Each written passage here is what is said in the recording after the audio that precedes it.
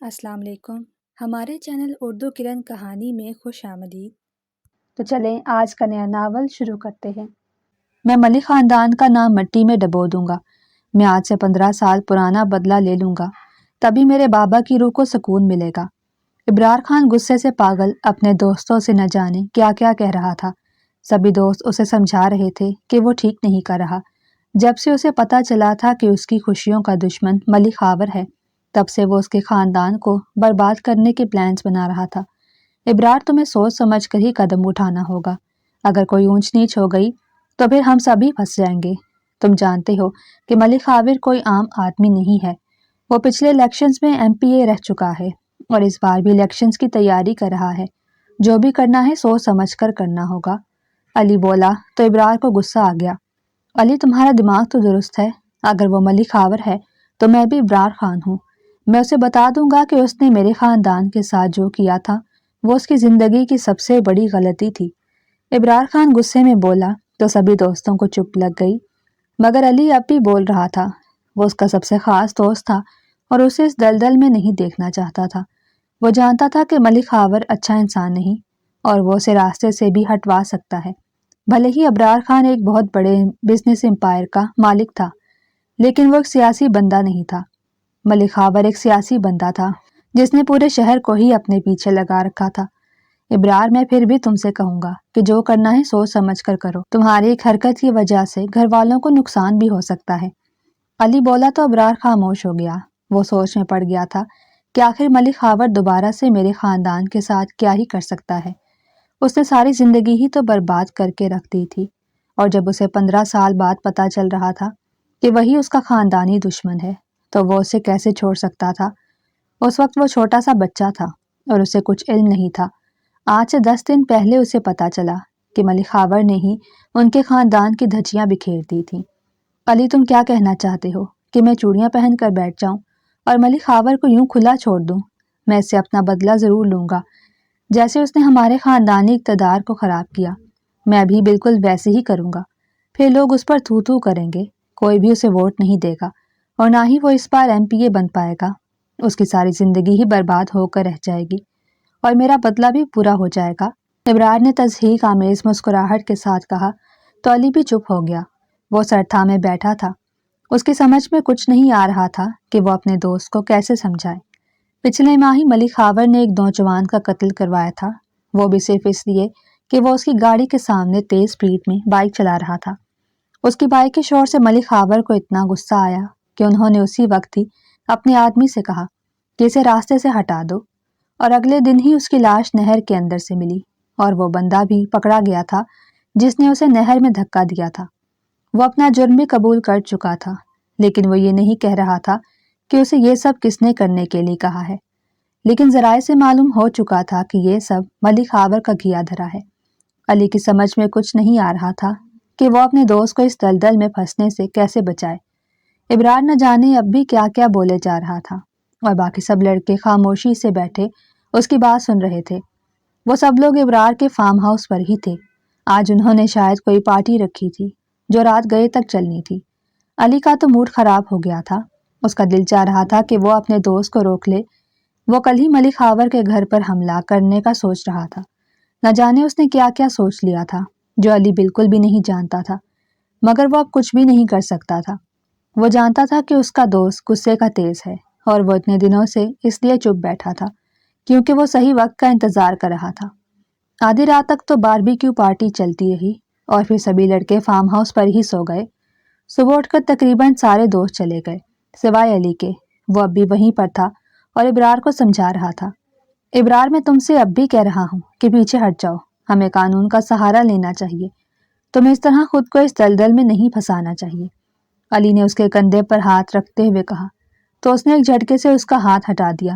علی، میں تم سے بات نہیں کرنا چاہتا، تم چلے جاؤ یہاں سے، تم آخر میرا پیچھا چھوڑ کیوں نہیں دیتے؟ اس نے کہا تو علی کے چہرے پر مسکراہٹ آ گئی۔ ابرار کو حیرت ہوئی کہ اس نے اس کی بے عزتی کی اور وہ ہنس رہا ہے۔ ابرار، میں جانتا ہوں تم یہی سوچ رہے ہوگے کہ میں کیوں ہنس رہا ہوں۔ میں تمہیں چھوڑ کر کبھی بھی نہیں جا سکتا، تم میری جان ہو، تم میری زندگی کا سب کچھ ہو۔ میں مرنے کے بعد ہی تمہیں چھوڑوں گا اور تمہاری بیوی بھی میری سوتن ہی ہوگی۔ علی مسکراتے ہوئے بولا تو ابرار کو بھی ہنسی آ گئی۔ یہ بیوی والی بات کہاں سے آ گئی؟ ابرار نے ہنستے ہوئے کہا تو علی جانچتی نگاہوں سے اسے دیکھنے لگا۔ واہ بھائی، رات کو تم نے پلان بنا لیا کہ تم ملک خاور کی بیٹی کو اٹھا کر اس سے زبردستی نکاح کرو گے، اور اب کہہ رہے ہو کہ بیوی کہاں سے آ گئی؟ علی نے سوالیہ نظروں سے دیکھتے ہوئے کہا تو ابرار کے چہرے پر سختی آ گئی۔ ہاں تو میں نے کون سا اسے ہمیشہ کے لیے رکھنا ہے؟ 1-2 دن رکھنے کے بعد اسے نکال باہر کروں گا۔ اسی طرح ہی میرا بدلہ پورا ہوگا۔ پھر جب زمانے بھر میں ملک خاور کی تھو تھو ہوگی تو میرے دل کو ٹھنڈک پہنچے گی۔ وہ سینے پر ہاتھ مارتے ہوئے بولا تو علی کو چپ لگ گئی۔ کچھ دیر وہ اسے سمجھاتا رہا اور پھر تھک ہار کر اپنے گھر کی طرف چل دیا۔ وہ گھر آ کر بھی سکون محسوس نہیں کر رہا تھا۔ اس کا دل چاہ رہا تھا کہ دوڑ کر اپنے دوست کے پاس چلا جائے۔ وہ صرف اس کا دوست ہی نہیں بلکہ اس کا سب کچھ تھا۔ باپ کے جانے کے بعد اس نے ہی تو اسے سہارا دیا تھا، اور اپنی کمپنی میں جاب بھی، جس کی وجہ سے اس کے گھر کا چولہا جل رہا تھا، تو وہ کیسے اسے مشکل میں چھوڑ سکتا تھا؟ وہ بچپن کے دوست تھے، اسکول ٹائم سے ایک ساتھ پڑھ رہے تھے، لیکن کالج ٹائم میں وہ ایک دوسرے سے علیحدہ ہو گئے۔ شہر کے مہنگے ترین کالج میں پڑھا تھا اور علی ایک گورنمنٹ کالج سے تعلیم حاصل کی تھی، لیکن اب وہ دونوں پھر سے ایک ہو گئے تھے، اور ان دونوں کی دوستی سے سبھی لوگ جلتے تھے۔ ابرار بھی فارم ہاؤس سے گھر آ گیا۔ جیسے ہی وہ گھر آیا تو اپنی ماں کے چہرے پر سختی دیکھ کر اس کا سانس خشک ہونے لگا۔ یہ کہاں تھے تم ساری رات؟ شرم نہیں آتی کہ ماں سارا دن اکیلی گھر پر ہوتی ہے اور تم نہ جانے کہاں کہاں پھرتے رہتے ہو؟ کل تو سنڈے تھا نا، اور تم نے دفتر بھی نہیں جانا تھا۔ سائرہ بیگم بولی تو وہ کانوں کا ہاتھ لگانے لگا۔ امی، میں نے آپ کو بتایا تو تھا کہ دوستوں کے پاس فارم ہاؤس پر ہوں گا، آپ کیوں اتنی پریشان ہوتی ہیں؟ اور آپ کے پاس ملازمائیں ہیں، اور پھر چوکیدار تو ساری رات جاگتا رہتا ہے، پھر آپ کو کس چیز کی پریشانی ہے؟ وہ ان کا کندھا تھام کر انہیں صوفے پر بٹھاتے ہوئے بولا تو وہ اسے غصے بھری نگاہوں سے دیکھنے لگی۔ بس کر دو ابرار، اب مجھ سے تمہارا یہ بچپنا نہیں دیکھا جاتا، کچھ میچور ہو جاؤ اور سنبھال لو خود کو۔ تمہاری عمر کے لڑکوں کے بچے ہو گئے اور تم خود ابھی تک بچے بنے ہوئے ہو۔ وہ ناراضگی سے بولی تو اس کے چہرے پر مسکراہٹ آ گئی۔ امی، میں تو ابھی آپ کے لیے بچہ ہی ہوں، اور مجھے ابھی شادی کا کوئی شوق نہیں۔ ابھی تو مجھے بہت سارے کام کرنے ہیں اور اپنی زندگی کا واحد مقصد بھی پورا کرنا ہے۔ وہ بول تو بیٹھا تھا، لیکن اب اسے خود پر غصہ آ رہا تھا۔ وہ جانتا تھا کہ اس کی ماں پھر سے اسے سمجھانا شروع ہو جائیں گی۔ ابرار، میں نے تمہیں پہلے بھی کہا تھا، اب بھی کہہ رہی ہوں، اس چکر میں مت پڑو۔ جو ہونا تھا وہ ہو گیا، وہ 15 سال پرانی بات تھی، اب بھول جاؤ اسے۔ سائرہ بیگم نے اس کے سر پر ہاتھ رکھتے ہوئے کہا تو وہ ٹھنڈی سانس باہر خارج کرتا ہوا وہاں سے اٹھ کر چلا گیا، اور وہ اسے دیکھتی رہ گئی۔ وہ جانتی تھی کہ وہ اپنی ضد کا پکا اور کچھ نہ کچھ تو ضرور کرے گا، لیکن وہ بالکل بھی یہ نہیں سوچ رہی تھی جو وہ کرنے کی ٹھان چکا تھا۔ وہ اپنے کمرے میں آیا اور سوچنے لگا کہ اسے کام کہاں سے شروع کرنا ہے۔ اسی وقت اس نے علی کو کال ملائی اور اس کے ساتھ مل کر پلاننگ کرنے لگا۔ علی بھی اس کا ساتھ دے رہا تھا۔ وہ جانتا تھا کہ اگر اس نے اس کا ساتھ نہ دیا تو اس کے پاس اور بھی بہت سے لوگ ہیں جن سے وہ مدد لے سکتا ہے۔ وہ اپنے دوست کو یوں مشکل میں اکیلا نہیں چھوڑ سکتا تھا۔ انہوں نے پلان بنا لیا تھا اور کل ہی اس پر عمل کرنا تھا۔ کل خاور ملک کی لاڈلی بیٹی کی مہندی تھی اور انہوں نے سوچ لیا تھا کہ وہ اسے ہی اٹھا لائیں گے، اور پھر سارے زمانے میں اس کی بدنامی ہو جائے گی کہ اس کی بیٹی گھر سے بھاگ گئی۔ وہ ساری رات ہی یہی پلان بناتا رہا کہ انہیں کیسے یہ سب کرنا ہوگا۔ انہوں نے سوچا تھا کہ وہ رات گئے ہی جائیں گے جب مہندی کا فنکشن وغیرہ ختم ہو چکا ہوگا، اور اسی وقت ہی لڑکی کو اٹھا کر فارم ہاؤس پر لے جائیں گے۔ پلاننگ وغیرہ بنانے کے بعد وہ شاور لینے کے لیے باتھ روم چلا گیا۔ حالانکہ رات کے 11 بج رہے تھے، لیکن وہ کبھی بھی نہائے بغیر نہیں سوتا تھا۔ وہ OCD کا مریض تھا اور اپنے کمرے کو ہمیشہ آرگنائز رکھتا تھا۔ اس کی ماں کو تو اس کے کمرے کی صفائی کی ضرورت ہی نہیں پڑتی تھی، اور ملازمہ کو تو اس کے کمرے میں بالکل بھی آنے کی اجازت نہیں تھی۔ غرض کہ وہ ایک کول سا بندہ تھا، لیکن جب سے اسے 15 سال پہلے کے واقعے کی حقیقت معلوم ہوئی تھی تو وہ ایک جنگلی بن گیا تھا، اور علی بھی اسے دیکھ دیکھ کر حیران ہوتا۔ ہوا لینے کے بعد وہ بیڈ پر دراز ہو گیا اور بہت جلد اسے نیند آ گئی۔ اس نے 7 بجے کا الارم لگا رکھا تھا کیونکہ انہیں اپنا مشن کمپلیٹ کرنے کے لیے کچھ تیاری بھی کرنی تھی۔ وہ فوراً سے فارم ہاؤس پر پہنچ گیا جہاں پر علی پہلے ہی آیا ہوا تھا۔ سب سے پہلے ان دونوں نے مل کر ناشتہ کیا اور پھر خریداری کرنے کے لیے شہر پہنچ گئے۔ انہیں کڈنیپنگ کے لیے بہت سارا ساز و سامان چاہیے تھا۔ یہ ان کی پہلی بار کا اٹیمپٹ تھا جسے وہ خالی نہیں جانے دے سکتے تھے۔ وہ جانتے تھے کہ اگر اس بار وہ ناکام ہو گئے تو وہ پکڑے بھی جائیں گے اور اپنا بدلہ بھی پورا نہیں کر پائیں گے۔ ساز و سامان خریدنے کے بعد وہ فارم ہاؤس پر واپس آ گئے۔ گھر سے زیادہ وہ فارم ہاؤس پر رہتا تھا۔ اس نے اپنے مینیجر سے کہہ دیا تھا کہ وہ 1-2 دن تک آفس بالکل نہیں آئے گا اور اس کی غیر موجودگی میں سب کچھ اسے ہی سنبھالنا ہے۔ باپ کے جانے کے بعد اس نے آفس کو بڑے اچھے طریقے سے سنبھالا ہوا تھا اور ان کے جانے کے بعد تو اس نے آفس کو مزید ترقی دے دی تھی۔ لوگ اس کی ماں کی تربیت کو سراہتے تھے۔ انہوں نے اپنے بیٹے کی بڑی اچھی تربیت کی تھی۔ خاندان کے سبھی لوگ اسے اپنا داماد بنانے کے لیے بےتاب تھے اور لڑکیاں تو اس پہ مرتی تھیں۔ یہ الگ بات تھی کہ وہ کسی کو گھاس نہیں ڈالتا تھا۔ اس نے آج تک کسی لڑکی کو نگاہ بھر کے نہیں دیکھا تھا۔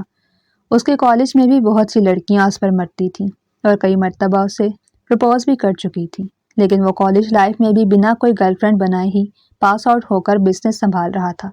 اس کے ماموں کی بیٹی تو اس کے پیچھے پڑ گئی تھی اور جب بھی ان کے گھر آتی تو اس سے نہ جانے کیا کیا باتیں کرتی، لیکن وہ اسے بھی کوئی لفٹ نہیں کراتا تھا۔ وہ ابرار خان تھا جسے لڑکیوں سے سخت چڑھتی اور اب وہ ایک نئی مصیبت کو اپنے گلے ڈالنے جا رہا تھا۔ وہ نہیں جانتا تھا کہ وہ جو کرنے جا رہا ہے وہ ساری زندگی کے لیے ہی اس کے پیچھے پڑ جائے گی۔ اس نے کبھی سوچا بھی نہیں تھا کہ وہ جسے کڈنیپ کرنے والا ہے وہ کون ہے۔ اسے تو بس ملک خاور کی عزت خاک میں ملانی تھی اور وہ اس مشن پر کام کر رہا تھا۔ وہ سارا دن فارم ہاؤس پر رہ کر پلانس بناتے رہے۔ اس نے کہہ تو دیا تھا کہ وہ ملک خاور کی بیٹی کو مہندی والی رات ہی اغوا کر لے گا، لیکن اب اسے بھی کچھ پریشانی ہو رہی تھی۔ وہ ایک بزنس مین تھا، نہ کہ کوئی کڈنیپر۔ یہ کیا؟ پہلے تو تم بڑا کہہ رہے تھے کہ میں سب کچھ آسانی سے کر لوں گا، اب کیا ہو گیا؟ علی نے اس کی گھبراہٹ دیکھتے ہوئے کہا تو ابرار چہرے پر مصنوعی غصہ سجا کر اسے گھورنے لگا۔ تم اپنے دوست کو یوں ہلکا مت لو، دیکھنا میں کیا کرتا ہوں۔ میں اس لڑکی کو کڈنیپ کر کے ہی لاؤں گا اور اسے نکاح کر کے بھی دکھاؤں گا۔ وہ کالر پکڑ کر بولا تو علی کو ہنسی آ گئی۔ ان دونوں نے لنچ بھی وہیں کیا اور اب رات کا انتظار کر رہے تھے۔ وہ دونوں اپنے اپنے موبائل میں گھسے نہ جانے کیا کر رہے تھے۔ علی تو بار بار ہی اپنی منگیتر سے سارے معاملات شیئر کر رہا تھا۔ تمہیں بڑی شوخیاں چڑھی ہوئی ہیں، بھابھی کو کیوں سب کچھ بتا رہے ہو؟ یہ نہ ہو کہ کل کلا کو وہ بھی ہمارے ساتھ پھنس جائے۔ ابرار موبائل کے اندر جھانک کر بولا۔ اسی وقت ہی تو علی نے کال ملائی تھی۔ اس کی بات سن کر مونا کی ہنسی نکل گئی۔ اس کی ہنسی سن کر علی کو بھی ہنسی آ گئی۔ دیکھا ابرار کو کیا کہہ رہا ہے؟ کہہ رہا ہے کہ کل کلا کو تم بھی پھنس سکتی ہو۔ وہ اپنی طرف سے مونا کو ایکسپلین کرنے لگا۔ مونا تو بس ہنستی ہی جا رہی تھی۔ وہ بہت زیادہ ایکسائٹڈ تھی۔ علی اور اس کی شادی 1 سال بعد متوقع تھی، کیونکہ مونا ابھی پڑھ رہی تھی اور علی نے اس کی خواہش کا احترام کر لیا۔ وہ اس کی پھپھو کی بیٹی تھی اور وہ اسے دل و جان سے محبت کرتا تھا، یعنی سمجھ لیں کہ ان کی ارینج اور لو میرج ایک ساتھ ہی تھی۔ یار بس کرو اب تم سو جاؤ، یہ نہ ہو کہ پھر رات کو تمہیں نیند آئی ہو۔ بھابھی سونے دیں سے پلیز، ہم نے پھر رات کو مشن پر بھی جانا ہے۔ علی کو مونا سے بات کرتے ہوئے تقریباً 1 گھنٹہ ہو چکا تھا۔ اب ابرار بار بار ہی علی کے پاس آ کر موبائل میں گھسنے کی کوشش کر رہا تھا۔ تھوڑی دیر بعد علی نے کال کاٹ دی اور وہ دونوں سو گئے۔ شام کے 7 بج رہے تھے اور انہوں نے 1 بجے کا الارم لگا دیا۔ علی کو تو جلدی ہی نیند آ گئی، لیکن ابرار کو بالکل بھی نیند نہیں آ رہی تھی۔ وہ سوچ رہا تھا کہ نہ جانے سب کچھ کیسے ہوگا۔ کبھی کبھی تو وہ سوچتا کہ وہ صرف اس لڑکی کو کڈنیپ ہی کر لے اور اسے نکاح نہ کرے۔ وہ کسی نئی مصیبت کو اپنے گلے میں نہیں پھنسانا چاہتا تھا، لیکن یہ اس کی غیرت کو گوارا نہیں تھا۔ اس طرح اس کا بدلہ پورا نہیں ہونا تھا۔ وہ چاہتا تھا کہ وہ اس لڑکی کو اپنے نکاح میں لے اور پھر اسے طلاق دیے بغیر ہی وہاں سے بھگا دے، تاکہ وہ ساری زندگی رلتی رہے اور پھر اس کا بدلہ پورا ہو جائے۔ کبھی کبھی وہ یہ بھی سوچتا کہ اس بیچاری لڑکی کا کیا قصور ہے جسے وہ اغوا کرنے والا ہے۔ سارا قصور تو اس کے باپ کا ہے، لیکن پھر اس کا دماغ فوراً سے اس کے دل پر حاوی ہو جاتا اور اسے کہہ دیتا کہ جیسا باپ ویسی بیٹی۔ یہی سوچتے سوچتے قدرت اس پر مہربان ہوئی اور اسے بھی نیند آ گئی۔ 1 بجے الارم کی گھنٹی بجی تو وہ دونوں ہی اٹھ بیٹھے اور جو سامان انہوں نے کڈنیپنگ کے لیے منگوایا تھا وہ ایک بیگ میں بھر کر فارم ہاؤس سے باہر آ گئے۔ وہ دونوں لینڈ کروزر میں بیٹھے سوچ رہے تھے کہ انہیں شروعات کہاں سے کرنی ہے۔ بیگ میں ایک گن، بے ہوشی کا اسپرے اور دوسری بھی کچھ چیزیں تھیں کہ اگر لڑکی بے ہوش نہ ہوئی تو اسے ڈرایا جا سکے۔ علی کار ڈرائیو کر رہا تھا اور ابرار اس کے ساتھ بیٹھا تھا۔ اس نے چہرے پر نقاب لگا رکھا تھا۔ علی نے بھی چہرے پر نقاب لگا رکھا تھا اور ہاتھوں پر دستانے بھی چڑھا رکھے تھے، لیکن ابرار کے ہاتھ ویسے ہی کھلے تھے اور اس کے بینی ہاتھ اس وقت بے انتہا پرکشش لگ رہے تھے۔ لڑکیوں کو تو اس کے ہاتھ بھی بہت پسند آتے تھے، وہ تو اس پر ایسے مرتی تھی کہ جیسے لڑکے لڑکیوں پر مرتے ہیں۔ گاڑی اپنی منزل کی طرف روانہ ہو گئی۔ 20 منٹ کے اندر ہی وہ ملک ہاؤس کے باہر کھڑے تھے، جہاں مکمل لائٹنگ ہوئی تھی اور بنگلہ روشنی سے چمک رہا تھا، لیکن اتنی خاموشی تھی کہ لگ رہا تھا فنکشن ختم ہو چکا ہے اور سب لوگ سو چکے ہیں۔ وہ اس لیے تو اتنی دیر سے آئے تھے تاکہ فنکشن وغیرہ ختم ہو گیا ہو۔ وہ دونوں ہی دیوار پھیلان کر اندر آ گئے۔ گیلی گھاس پر جب انہوں نے جمپ کیا تو کوئی بھی آواز پیدا نہیں ہوئی۔ چوکیدار کرسی پر بیٹھا اونگ رہا تھا، اسے کوئی ہوش نہیں تھا کہ کون گھر کے اندر جا رہا ہے۔ وہ مین ہال کے دروازے تک پہنچے تو اسے بند پا کر مایوس ہو گئے۔ یار اب کیا کرنا ہے؟ اب ہم کیسے اندر جائیں گے؟ علی نے کہا تو ابرار نے اسے چپ رہنے کا اشارہ کیا۔ وہ سوچ رہا تھا کہ انہیں کیا کرنا ہے، پھر اس کے چہرے پر مسکراہٹ آ گئی۔ بالکنی کے راستے سے وہ آسانی سے اوپر چڑھ سکتے تھے۔ اس کے نیچے گاڑیاں کھڑی تھیں اور پھر اوپر بھی شیڈز بنے ہوئے تھے جن کے سہارے وہ بالکنی تک پہنچ سکتے تھے۔ تم یہیں پر رکو، میں خود اوپر جاؤں گا، اور اگر کوئی خطرہ ہوا فوراً سے ہوائی فائر کر دینا، میں سمجھ جاؤں گا۔ ابرار نے کہا تو علی نفی میں سر ہلانے لگا۔ نہیں، میں تمہیں اکیلا نہیں جانے دوں گا، بلکہ تم یہاں رکو، میں اس لڑکی کو لے آتا ہوں۔ علی نے اس کا ہاتھ تھامتے ہوئے کہا تو ابرار مسکرانے لگا۔ اسے اپنی قسمت پر رشک ہوتا تھا کہ اسے اتنا اچھا دوست ملا ہے جو اپنی جان سے زیادہ اس کی جان کو قیمتی سمجھتا تھا۔ نہیں یار، تم یہیں پر رکو، میں خود ہی یہ کام کروں گا، یہ جنگ میری ہے اور میں خود ہی اسے لڑ کر انشاءاللہ غازی بنوں گا۔ وہ تو ایسے بات کر رہا تھا جیسے کوئی بارڈر پر جنگ چھڑ رہی ہو۔ علی کو اس کی بات سن کر ہنسی آئی۔ وہ دانت نکال رہا تھا اور وہ غصہ ہو رہا تھا۔ اندھیرے میں بھی علی کا چہرہ دکھائی دے رہا تھا۔ چاند کی اتنی روشنی تو تھی کہ اس کے نکلتے دانت ابرار واضح طور پر دیکھ سکتا تھا۔ پھر ابرار اس سے وہ بیگ لیتا ہوا اوپر کی طرف چڑھنے لگا۔ 2 منٹ کے اندر ہی وہ بالکنی تک پہنچ گیا۔ وہ سوچ رہا تھا کہ آخر یہ کمرہ کس کا ہے، لیکن اندر جا کے اسے چیک تو کرنا تھا۔ اس نے کھڑکی پر ہاتھ رکھا تو اس کی خوش قسمتی تھی کہ وہ کھلی ہوئی تھی۔ وہ شیشے کی سلائیڈ ایک طرف کرتا ہوا اندر پہنچ گیا۔ اندر گھپ اندھیرا تھا۔ اس نے اپنے موبائل کی لائٹ جلائی اور ارد گرد کا نظارہ کرنے لگا۔ ایک لڑکی گھوڑے گدھے بیچ کر بیڈ پر سوئی ہوئی تھی اور اس کا چہرہ بالکل بھی دکھائی نہیں دے رہا تھا، لیکن اس کے پاؤں نکلے ہوئے تھے جن پر مہندی لگی ہوئی تھی۔ وہ فوراً سے سمجھ گیا کہ یہی دلہن ہے۔ اس سے پہلے کہ وہ اسے بے ہوش کرتا، اچانک سے باتھ روم کا دروازہ کھلا اور ایک لڑکی باہر آتی دکھائی دی جو مہندی کے جوڑے میں ملبوس تھی، اور اس نے بھی ہاتھوں پر مہندی لگا رکھی تھی۔ جیسے ہی اس نے سامنے کھڑی نقاب پوش کو دیکھا تو اس کی چیخ نکل گئی، جسے وہ دوسری لڑکی بھی اٹھ کر بیٹھ گئی۔ وہ دونوں اب ایک ساتھ ہی چلانے لگی۔ ابرار کو سمجھ نہیں آ رہی تھی کہ وہ کیا کرے۔ فوراً سے اس نے گن نکالی تو وہ دونوں ڈر کے مارے خاموش ہو گئیں۔ ابرار انہیں چپ رہنے کا کہہ رہا تھا۔ ابرار کا دماغ پھٹ رہا تھا کہ آخر ان میں سے دلہن کون ہے۔ دونوں نے ہی مہندی لگا رکھی تھی۔ جس نے مہندی کا جوڑا پہن رکھا تھا، ابرار اسی کی طرف گیا اور بڑے غور سے اسے دیکھنے لگا۔ امید کا گلا خشک ہو رہا تھا۔ بھائی آپ کون ہیں اور یہاں کیا کر رہے ہیں؟ اس نے کانپتی آواز کے ساتھ کہا تو ابرار کے چہرے پر تضحیک آمیز مسکراہٹ آئی۔ اس نے بنا کچھ سوچے سمجھے ہی اس پر بے ہوشی کا سپرے کیا تو وہ اس کی باہوں میں ہی جھول گئی۔ دوسری لڑکی منہ پر ہاتھ رکھے بیڈ پر بیٹھی رہ گئی۔ وہ چلانا چاہتی تھی لیکن پسٹل دیکھ کر چلا نہ پائی۔ ابرار نے اسے اشارہ کیا کہ اگر اس نے کسی کو آواز لگائی تو وہ ابھی کے ابھی ان دونوں کو گولی مار دے گا۔ وہ بیچاری چپ چاپ ہی بیٹھی رہی۔ اس میں تو یہ پوچھنے کی بھی ہمت نہ تھی کہ وہ کون ہے۔ ابرار نہیں جانتا تھا کہ وہ غلط لڑکی کو لے کر جا رہا ہے۔ وہ اسے لے کر دروازے سے باہر نکل گیا۔ وہ بالکنی سے تو اسے لے کر نہیں جا سکتا تھا۔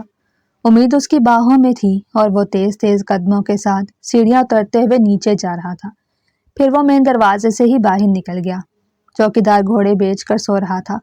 وہ گیٹ کھول کر باہر گیا تو علی بھی اس کے پیچھے پیچھے آ گیا۔ وہ لڑکی کو گاڑی کی پچھلی سیٹ پر ڈالتے ہوئے گاڑی بھگا کر لے گئے۔ وہ جانتے تھے کہ وہ لڑکی گھر میں ہنگامہ ڈال دے گی۔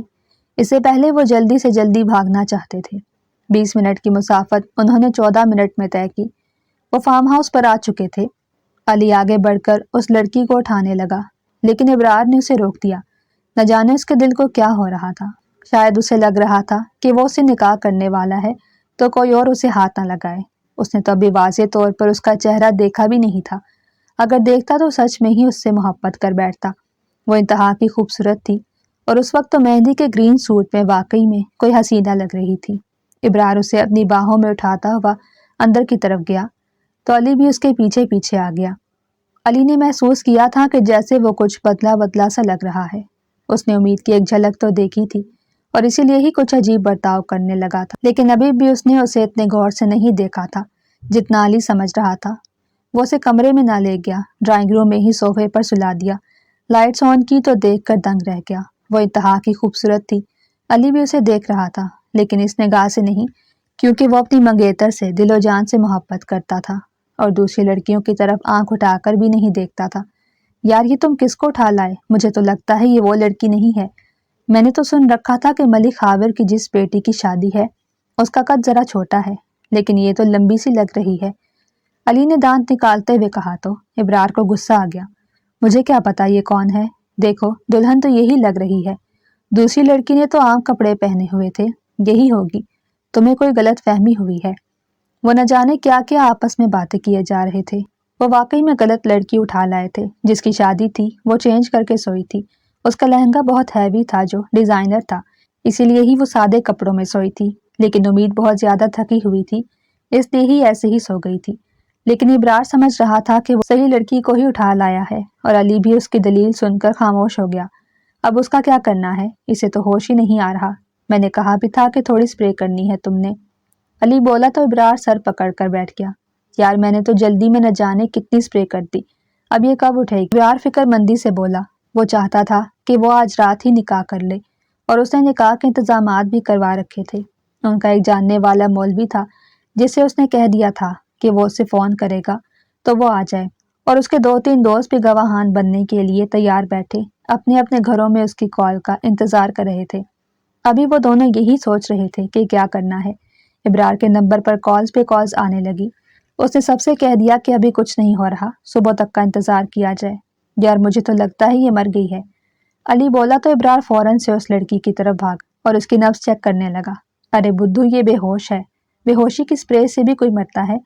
وہ نبض چیک کرتے ہوئے اس سے پیچھے ہٹایا۔ وہ دونوں تو فنی سچویشن میں کھڑے تھے، کبھی پریشان ہوتے تو کبھی ان دونوں کی ہنسی نکل جاتی۔ انہیں یقین نہیں آ رہا تھا کہ وہ ایک لڑکی کو کڈنیپ کر کے آ چکے ہیں۔ مجھے تو بہت زیادہ نیند آ رہی ہے، میں سونے کے لیے جا رہا ہوں، یہ تمہارا سر درد ہے خود ہی نمٹو۔ یہ کہتا ہوا علی ایک طرف چلا گیا۔ وہ جب بھی فارم ہاؤس میں آتا تو ایک ہی کمرے میں رہتا، اور وہ کمرہ تو اسی کا ہو کر رہ گیا تھا۔ ابرار اب بھی ڈرائنگ روم میں بیٹھا سوچ رہا تھا کہ اس کا کیا کرنا ہے۔ پھر وہ اسے اپنی باہوں میں اٹھا کر اوپر پہنچ گیا اور اسے اپنے کمرے میں سلا دیا۔ وہ ابرار خان تھا، اس کی غیرت کو یہ گوارا نہیں تھا کہ وہ کسی نامحرم لڑکی کے ساتھ ایک کمرے میں رہے، اسی لیے خود دوسرے کمرے میں آ گیا اور امید اس کے کمرے میں سوتی رہی۔ رات کا آخری پہر تھا کہ شور کی وجہ سے ابرار کی نیند کھل گئی تو اسی کمرے کا دروازہ بج رہا تھا جہاں پر اس نے اس لڑکی کو سلایا تھا۔ وہ دوڑتا ہوا وہاں تک آیا اور فوراً سے دروازہ کھول دیا۔ وہ پیچھے سے دروازہ لاک کر کے آیا تھا۔ وہ دوڑتا ہوا وہاں تک آیا اور فوراً سے دروازہ کھول دیا۔ وہ پیچھے سے دروازہ لاک کر کے آیا تھا۔ جیسے ہی وہ اندر گیا تو امید نے اس کے منہ پر تھپڑ لگا دیا۔ بے شرم انسان، کون ہو تم اور مجھے یہاں کیوں لائے ہو؟ وہ کسی جنگلی شیرنی کی طرح اس پر دھاڑی تھی۔ وہ جس پر سارے زمانے کی لڑکیاں مرتی تھیں آج ایک قاتل حسینہ کے ہاتھ سے تھپڑ کھا چکا تھا، اور وہ بھی اپنے سے تقریباً 8-10 سال چھوٹی عمر کی لڑکی سے۔ زیادہ زبان چلانے کی ضرورت نہیں، ورنہ ابھی بھیجا گولی سے اڑا دوں گا، وہ اس کا ہاتھ سختی سے تھامتے ہوئے بولا تو وہ تھر تھر کانپنے لگی۔ اس کی ساری ہمت ہی جواب دے گئی تھی اور اس نے اپنی ٹون بھی بدل دی۔ بھائی پلیز مجھے جانے دیں، آپ کون ہیں اور مجھے یہاں کیوں لائے ہیں؟ پلیز مجھے جانے دیں، کل میری بہن کی شادی ہے، وہ بولی تو ابرار کو دھچکا لگا۔ جو علی نے کہا تھا وہ سچ ثابت ہو گیا۔ وہ سمجھ گیا تھا کہ یہ لڑکی دلہن نہیں۔ اس نے ایک جھٹکے سے اس کا ہاتھ چھوڑا اور فوراً سے دروازہ بند کرتا ہوا کمرے سے باہر نکل آیا۔ دروازہ اب بھی بج رہا تھا مگر اسے اس سب میں کوئی انٹرسٹ نہیں تھا۔ وہ فوراً سے علی کے کمرے کی طرف بھاگا۔ وہ سیڑھیاں اتر کر نیچے آ چکا تھا اور اب علی کے کمرے کا دروازہ بجا رہا تھا۔ علی نے دروازہ کھولا تو وہ فوراً سے اندر آ گیا۔ علی نیند کی حالت میں تھا۔ یار کیوں ڈسٹرب کر رہے ہو؟ دیکھو صبح ہونے والی ہے، سونے دو مجھے، صبح آفس بھی تو جانا ہے، وہ جمائی لیتے ہوئے بولا تو ابرار نے اس کے سر پر ایک تھپڑ لگایا۔ یہ وہ لڑکی نہیں ہے جس کو ہم اٹھانا چاہتے تھے، وہ تو کہہ رہی ہے کل میری بہن کی شادی ہے۔ ابرار نے رازداری کے ساتھ کہا تو علی کے چہرے پر طنزیہ مسکراہٹ آ گئی۔ تمہارے دوست نے کبھی کچی گولیاں نہیں کھیلی، میں نے کہا تھا نا تم سے کہ یہ دلہن نہیں ہے، اب کیا کرنا ہے؟ میری تو کچھ سمجھ میں نہیں آ رہا، علی بولا تو ابرار بھی سوچ میں پڑ گیا۔ کرنا کیا ہے، اسے نکاح کر لوں گا، ہے تو ملک خاور کی ہی بیٹی نا، مجھے فرق نہیں پڑتا بڑی ہو یا چھوٹی۔ وہ بولا تو علی جانچتی نگاہوں سے اسے دیکھنے لگا۔ مجھے لگتا ہے کہ تم اس کے عشق میں پڑ چکے ہو، آخر اتنی خوبصورت لڑکی کو کون چھوڑ سکتا ہے؟ وہ اسے چھیڑ رہا تھا۔ ایک منٹ کے لیے تو ابرار بھی سوچنے لگا کہ آخر وہ چاہتا کیا ہے۔ اس نے 2-3 مرتبہ اسے دیکھ لیا تھا اور اب یہ سمجھ نہیں پا رہا تھا کہ وہ اسے پسند آ گئی ہے یا پھر وہ صرف اور صرف اس سے بدلہ لینا چاہتا ہے۔ وہ اسی کشمکش میں ہی تھا، مگر علی کی باتیں اس سے اچھی نہیں لگ رہی تھیں۔ اس نے اسے تھپڑ لگا کر چپ کرا دیا تو علی بیچارہ اپنا سا منہ لے کر رہ گیا۔ شور یہاں تک آ رہا تھا، یا جا کر اپنی ہونے والی بیوی کو چپ کراؤ، مجھے سونا ہے، علی بولا تو ابرار غصے بھری نگاہوں سے اسے دیکھنے لگا۔ وہ دونوں دوست بالکل ہی چھوٹے بچوں کی طرح ہر وقت ایک دوسرے سے لڑتے رہتے تھے۔ ابھی وہ یہی سوچ رہے تھے کہ آگے کیا کرنا ہے کہ فجر کی اذانیں ہونے لگی۔ لو اب اذان بھی ہو گئی، اگر آج میں آفس نہ جا پایا تو تم جانتے ہو وہ ڈیل تمہاری کمپنی کو نہیں ملے گی، علی نے کہا تو ابرار ڈہ جانے کے انداز میں صوفے پر بیٹھ گیا۔ یار اب تم خود بتاؤ میں کیا کروں؟ وہ لہجے میں اداسی گھول کر بولا تو علی اس کے پاس جا کر بیٹھ گیا۔ تم نے جس مقصد کے لیے اٹھایا ہے اسے وہ مقصد پورا کرو اور چلتا کرو اسے۔ تم بہت زیادہ ڈسٹرب ہو گئے ہو، جب تک تم یہ کہانی ختم نہیں کرو گے تمہیں سکون نہیں ملے گا، علی نے اس کے گھٹنے پر ہاتھ رکھتے ہوئے کہا تو ابرار اسبات میں سر ہلانے لگا۔ اس نے سوچ لیا تھا کہ اب اسے آگے کیا کرنا ہے۔ علی 2-3 گھنٹے وہیں پر سونے کے بعد وہاں سے چلا گیا اور ابرار اب بھی وہیں تھا۔ دروازہ نہیں بج رہا تھا۔ امید اپنی قسمت پر آنسو بہا رہی تھی۔ وہ زمین پر گھٹنوں میں سر دیے روئے جا رہی تھی۔ وہ دروازے کے ساتھ ٹیک لگائے ہوئی تھی۔ ابرار دروازے کے باہر کھڑا دروازہ کھول چکا تھا اور اسے اندر کی طرف دھکیل رہا تھا۔ اسے ایسا لگ رہا تھا کہ جیسے آگے کوئی رکاوٹ ہو۔ اس نے ایک جھٹکے سے دروازہ کھولا تو امید آگے ہو گئی۔ وہ زمین پر بیٹھی تھی اور اب نم نگاہوں سے اسے دیکھنے لگی۔ اس کی نگاہوں نے تو ابرار کو اپنے حصار میں لے لیا۔ وہ معصوم سی لڑکی اسے اتنی حسین لگی تھی کہ آج تک اسے اتنی حسین کوئی بھی نہیں لگی۔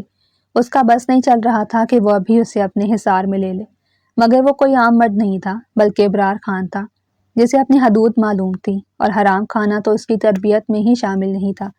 ابرار خالی ہاتھ نہیں آیا تھا بلکہ اس کے ہاتھ میں ناشتے کی ٹرے تھی۔ اس نے ناشتے کی ٹرے میز پر رکھی اور اسے اپنی طرف آنے کا کہا۔ وہ نہیں آ رہی تھی، لیکن جیسے ہی ابرار نے اپنی پینٹ کی جیب سے چاقو نکالا تو وہ ڈر سہم کر اس کی طرف آ گئی۔ وہ صوفے پر بیٹھی تھی اور کھانا نہیں کھا رہی تھی۔ چپ چاپ کھانا کھاؤ ورنہ ابھی تمہارا گلا کاٹ دوں گا، وہ چہرے پر مصنوعی غصہ سجا کر بولا تو وہ جلدی جلدی نوالا توڑنے لگی۔ 2-3 نوالے کھا کر ہی وہ پیچھے ہو کر بیٹھ گئی۔ وہ کھانا نہیں کھا رہی تھی اور زمین کو ہی گھورے جا رہی تھی اور ابرار اسے دیکھ رہا تھا۔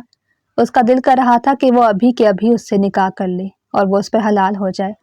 کبھی کبھار وہ سوچتا کہ اس کا بدلہ پیچھے ہو رہا ہے اور اس کا دل مچل رہا ہے، مگر اگلے ہی پل اس کا دماغ اس کے دل پر حاوی ہونے لگتا تو وہ مٹھیاں بھینج کر رہ جاتا۔ ابرار کو ایسا لگ رہا تھا کہ وہ اپنے جذبات پر کنٹرول نہیں کر پا رہا، اسی لیے ہی فوراً کمرے سے باہر نکل آیا۔ باہر آ کر خود ناشتہ کیا اور ڈرائنگ روم میں بیٹھ کر ٹی وی دیکھنے لگا۔ وہ کمرے میں قید تھی اور اب چلا بھی نہیں رہی تھی۔ 12 بجے تک وہ وہیں بیٹھا رہا، لیکن جب اسے احساس ہوا کہ کہیں کوئی نیوز نہیں چل رہی تو اسے حیرت کا جھٹکا لگا۔ وہ حیران تھا کہ آخر خاور ملک نے اپنی بیٹی کو ڈھونڈنے کی کوشش کیوں نہیں کی۔ وہ اسی وقت ہی فارم ہاؤس سے باہر نکل آیا اور اپنی گاڑی لے کر آفس پہنچ گیا۔ وہ علی سے یہ بات ڈسکس کرنا چاہتا تھا۔ وہ چوکیدار سے کہہ کر گیا تھا کہ وہ 1 منٹ کے لیے بھی گیٹ سے ادھر ادھر نہ ہو، اور اگر لڑکی چلائے تو جا کر اسے کہہ دے کہ اگر دوبارہ اس کی آواز آئی تو پھر اچھا نہیں ہوگا۔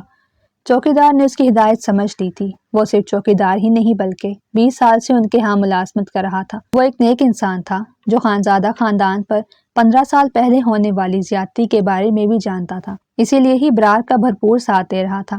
ابرار نے ان سے کہا تھا کہ وہ کچھ دنوں کے لیے کام میں بہت مصروف ہے، اسی لیے گھر نہیں آ پائے گا۔ ابرار آفس پہنچا اور سب سے پہلے علی کے کمرے میں گیا اور جاتے ساتھ ہی اسے ساری بات بتائی تو علی بھی پریشان ہو گیا۔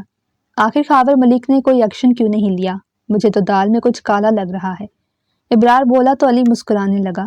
یار وہ ہماری سوچ سے بھی زیادہ تیز ہے، وہ جان بوجھ کر ہی یہ بات اناؤنس نہیں کر رہا کیونکہ اس کی وہ بیٹی تو ہم اغوا ہی نہیں کر سکے جس کی آج شادی تھی، اس لیے اس نے اپنی عزت کو بچانے کا ایک اور راستہ نکال لیا ہے۔ وہ جان بوجھ کر ہی کسی سے کچھ نہیں کہہ رہا تاکہ اس کی بیٹی کی شادی آرام سے ہو جائے، دیکھنا اس کے بعد وہ ضرور کوئی ایکشن لے گا۔ علی بولا تو ابرار بھی اس بات میں سر ہلانے لگا۔ اب کہانی اس کی سمجھ میں آ چکی تھی۔ وہ نہیں جانتے تھے کہ اب بھی وہ پوری کہانی تک پہنچ نہیں پائیں گے۔ وہ سمجھ رہے تھے کہ وہ سب کچھ جانتے ہیں، لیکن وہ کہانی کا کاف بھی نہیں جانتے تھے۔ یار تم ایسے کرو، لنچ بریک میں فارم ہاؤس آ جاؤ، میں نے نکاح کے سارے انتظامات کروا دیے ہیں، میں آج ہی اسے نکاح کروں گا، تب ہی میرا بدلہ پورا ہوگا۔ ابرار نے کہا تو علی سوالیہ نظروں سے اسے دیکھنے لگا۔ بدلہ پورا ہوگا یا دل کی خواہش پوری ہوگی؟ علی نے کہا تو وہ فائل اٹھا کر اس کی طرف پھینکتا ہوا اس کے کمرے سے باہر نکل گیا۔ سب امپلائیز اسے دیکھ رہے تھے، وہ الجھے حلیے میں تھا اور سب حیران تھے کہ آج ان کے باس کو کیا ہوا ہے، مگر کسی میں پوچھنے کی جرت نہیں تھی۔ وہ 15 منٹ کے اندر ہی فارم ہاؤس پر پہنچ گیا اور آدھے گھنٹے کے اندر اندر ہی نکاح کے سارے انتظامات ہو گئے۔ نکاح کا انتظام تو رات کو ہی ہو چکا تھا، اب تو بس سب کو کہنا تھا کہ سب وقت پر آ جائیں۔ دوپہر کے 2:30 بجے تو مولوی صاحب کے ساتھ ساتھ گواہان بھی وہاں پر آ گئے۔ باقی سب لوگ ڈرائنگ روم میں بیٹھے دلہن کا انتظار کر رہے تھے۔ علی اور ابرار ایک کمرے میں کھچڑی پکا رہے تھے کہ آخر اسے نکاح کے لیے کیسے راضی کیا جائے۔ ابرار تو بضد تھا کہ وہ اسلحے کے زور پر اس سے نکاح کی حامی بھروا لے گا، لیکن علی اسے روک رہا تھا۔ وہ اسے سمجھا رہا تھا کہ وہ جان گیا ہے کہ اس کے دل میں اس کے لیے جذبات ابھرنے لگے ہیں، اسی لیے سوچ سمجھ کر قدم اٹھائے، یہ نہ ہو کہ اس کے بعد میں پچھتانا پڑے۔ اس کی بات سن کر تو ابرار عجیب نظروں سے دیکھنے لگا۔ علی جیسا تم سمجھ رہے ہو ویسا کچھ نہیں ہے، میں اس سے محبت نہیں کرتا۔ ہاں وہ خوبصورت ہے، اچھی ہے، لیکن میں اسے نہیں چاہتا، میں صرف اور صرف بدلہ لینے کے لیے ہی نکاح کر رہا ہوں۔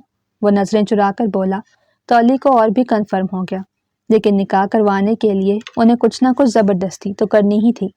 وہ دونوں ہی اوپر پہنچ گئے اور دھڑام سے دروازہ کھلا تو وہ جو زمین پر بیٹھی بیڈ کے ساتھ ٹیک لگائے رو رہی تھی، فوراً سے دوپٹہ سنبھالتی ہوئی اٹھ کھڑی ہوئی۔ اس کی آنکھوں میں آنسو تھے۔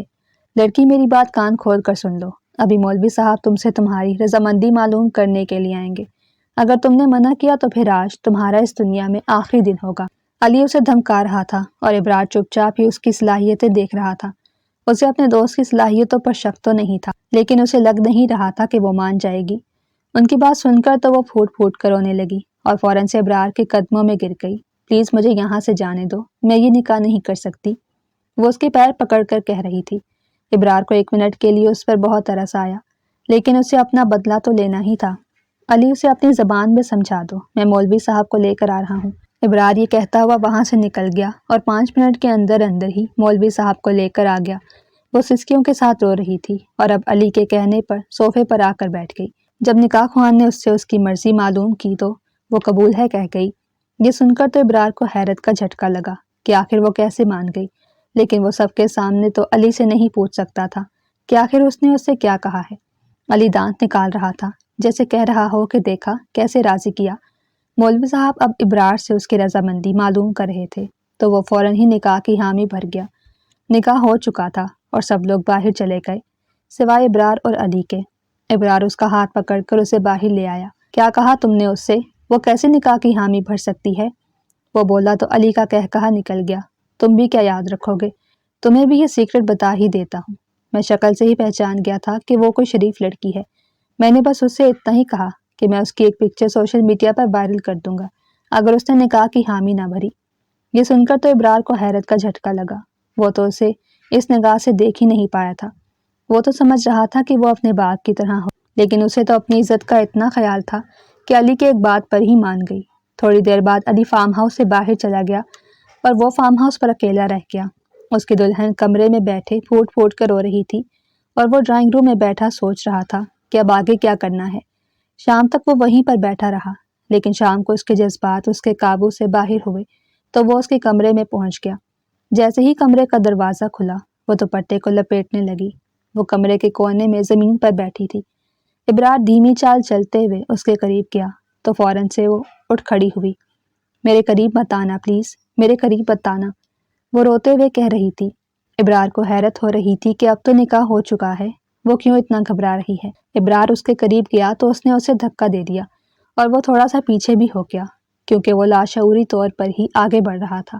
امید نے بڑی پھرتی کے ساتھ پڑے گلدان کو اٹھایا اور اسے مارنے کا اشارہ کرنے لگی۔ اگر تم قریب بڑھے تو میں تمہارے سر پر ہی مار دوں گی۔ وہ بولی تو ابرار کی ہنسی نکل گئی۔ محترمہ، میں ابرار خان ہوں، تم کیا سمجھتی ہو کہ میں چھوٹے سے گلدان سے مر جاؤں گا؟ تمہاری جان چھوٹ جائے گی۔ نہیں، میں تم سے تمہارے باپ کا بدلہ لے کر رہوں گا۔ تمہارے باپ خاور ملک نے میرے خاندان کی عزت رون کر رکھ دی تھی، تب میں بھی اپنا بدلہ لے کر رہوں گا۔ وہ آگے بڑھا اور اس کے دونوں ہاتھوں کو دیوار پر پن کر دیا۔ گلدان اب اس کے ہاتھ سے چھوٹ کر زمین پر گر پڑا۔ وہ نظریں جھکائے ہوئی تھی۔ وہ سوچ رہی تھی کہ آخر وہ اس کے ماموں کے بارے میں ایسا کیوں کہہ رہا ہے، اور وہ اس کے ماموں کو اس کا باپ کیوں کہہ رہا ہے۔ اب جب تمہارے باپ کی عزت روندی جائے گی تو پھر اسے پتہ چلے گا کہ ہر کسی کی عزت کتنی اہم ہوتی ہے۔ وہ بولا تو امید کی آنکھوں سے آنسو موتیوں کی طرح گال پر پھسلنے لگے۔ ماموں کو کچھ نہیں ہوگا، انہیں کوئی فرق نہیں پڑے گا، چاہے تم مجھے مار بھی ڈالو، وہ مجھے نہیں ڈھونڈیں گے۔ وہ بولی تو ابرار کو حیرت کا جھٹکا لگا۔ وہ تو سمجھ رہا تھا کہ وہ خاور ملک کی چھوٹی بیٹی ہے، لیکن وہ تو اسے اپنا ماموں کہہ رہی تھی۔ جھوٹ مت بولو، سچ سچ بتاؤ کیا کہانی ہے یہ۔ وہ اس کے ہاتھ میں مزید سختی کرتے بولا تو وہ سب کچھ بتانے لگی۔ ابرار کو یقین نہیں آ رہا تھا کہ امید نے اسے کہا ہے کہ وہ 8 سال کی عمر میں ماں باپ کو ایک کار حادثے میں کھو چکی ہے، اور تب سے وہ اپنے ماموں کے گھر میں ہی رہتی تھی، اور وہ پچھلے 12 سال سے ان کے گھر میں رہ رہی تھی، اس لیے ہی ان کی بیٹی کو اپنی بہن کہتی تھی۔ ابرار کو خود پر بہت غصہ آ رہا تھا کہ اس نے ایک معصوم کو بلا وجہ پکڑ لیا جسے اپنے ماموں کے کالے کرتوتوں کا پتہ ہی نہیں تھا۔ اب تو ابرار کے دل میں چھپی معصوم محبت امڑ امڑ کر باہر آنے لگی۔ پہلے تو اس کا بدلہ اور دشمنی محبت کے آڑے آ جاتا، لیکن اب تو ساری کہانی اس کی سمجھ میں آ گئی تھی۔ وہ اس معصوم کو بلا وجہ کی سزا نہیں دینا چاہتا تھا۔ امید، اب میں تبھی تمہارے قریب آؤں گا جب تم خود اجازت دو گی۔ میں تو سمجھ رہا تھا کہ تم خاور ملک کی بیٹی ہو۔ وہ بولا تو امید کو جھٹکا لگا۔ وہ اس کی بات سمجھ نہیں پا رہی تھی۔ وہ سمجھ نہیں پا رہی تھی کہ آخر اس کے ماموں کے ساتھ کیا دشمنی ہے۔ پھر ابرار نے اس کے پوچھنے سے پہلے ہی بتا دیا۔ ملک خاور نے اس کی پھپھو کو گھر سے اغوا کیا تھا اور پھر اس کے ساتھ غلط کر کے اسے مروا ڈالا، اور آج تک انہیں پتہ ہی نہیں چل پایا تھا۔ آج سے کچھ روز پہلے ہی اسے اپنے باپ کی ڈائری ملی تھی جس میں انہوں نے لکھ رکھا تھا، تو بس اسی لیے ہی وہ اس سے بدلہ لینا چاہتا تھا۔ وہ ساری کہانی امید کو سنانے کے بعد کمرے سے باہر نکل آیا۔ اس کی آنکھوں سے آنسو بھی نکل رہے تھے۔ وہ نرم دل کا مالک تھا، اور اب وہ ایک معصوم کو بلا وجہ ہی اٹھا چکا تھا۔ بھلے وہ اس سے محبت کرنے لگا تھا اور وہ اسے دل و جان سے پسند تھی، لیکن وہ اس کے ساتھ زبردستی نکاح کر چکا تھا، اور یہی چیز اسے گوارا نہیں تھی۔ وہ فارم ہاؤس سے باہر نکل گیا اور گھر چلا گیا۔ وہ آج رات گھر ہی گزارنا چاہتا تھا۔ اس نے سوچا کہ کل آ کر اس سے اس کی مرضی معلوم کرے گا۔ اسے سکون تو نہیں مل رہا تھا، اسی لیے صبح ہوتے ہی فارم ہاؤس پہنچ گیا۔ وہ اسے قید کر کے نہیں گیا تھا، بلکہ وہ اس وقت آزادی سے سارے فارم ہاؤس میں گھوم سکتی تھی، لیکن چوکیدار اب بھی گیٹ پر پہرا دے رہا تھا۔ وہ گیٹ سے باہر نہیں نکل سکتی تھی۔ اب تک خاور ملک نے کوئی ایکشن نہیں لیا تھا، اور اس کی بیٹی کی شادی بھی ہو گئی تھی۔ اب ابرار کو ساری کہانی مزید اچھی طرح سے سمجھ آ چکی تھی، اور وہ علی کو بھی سب کچھ بتا چکا تھا۔ علی کو بھی یقین نہیں آ رہا تھا کہ وہ اتنا بڑا دھوکہ بھی کھا سکتے ہیں۔ وہ فارم ہاؤس پر تو آ گیا تھا، مگر اس کے کمرے میں نہیں گیا تھا، اور وہ بھی کمرے سے باہر نہیں نکلی تھی۔ پھر شام ہوتی ہی اس کا دل ایک بار پھر سے مچل پڑا، تو وہ کھانا لے کر اندر پہنچ گیا۔ وہ کھانا نہیں کھا رہی تھی، لیکن جب ابرار نے غصے سے اسے دھمکی دی تو وہ معصوم سی لڑکی کھانا کھانے لگی۔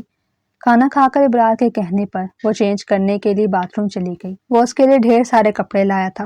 وہ اپنی زندگی نارمل طریقے سے گزارنا چاہتا تھا، لیکن وہ اب بھی ہاں نہیں کر رہی تھی۔ آج بھی ابرار نے اس سے پوچھا تھا کہ اس کی کیا مرضی ہے، لیکن اس نے کوئی جواب نہ دیا۔ ابرار نے بھی خود کو سمجھا لیا کہ اب جب تک وہ اسے قبول نہیں کرے گی اور اسے اپنے قریب آنے کی اجازت نہیں دے گی تو وہ بھی زبردستی نہیں کرے گا۔ رات گہری ہو چکی تھی اور وہ دونوں کھانا کھا کر سو گئے۔ وہ صوفے پر سوئی تھی اور ابرار بیڈ پر سو رہا تھا۔ اچانک سے امید کے شور کی وجہ سے اس کی آنکھ کھل گئی۔ کان پھاڑو گی کیا میرے؟ وہ جو بیڈ پر بڑے آرام سے گھوڑے بیچ کر سو رہا تھا، فوراً سے ہی اس کی آنکھ کھل گئی۔ اچانک سے اسے اپنے اوپر کچھ وزن محسوس ہوا تو اس کے چہرے پر مسکراہٹ پھیل گئی۔ وہ اس کے اوپر گری ہوئی تھی اور اس کی سانس پھولی ہوئی تھی۔ لگ رہا تھا کہ وہ کسی چیز سے ڈر گئی ہے۔ ابرار اٹھا تو وہ بھی اس کے اوپر سے اٹھ گئی۔ وہ اب بیڈ کے نیچے کھڑی تھی اور خوف اس کی آنکھوں میں واضح طور پر دکھائی دے رہا تھا۔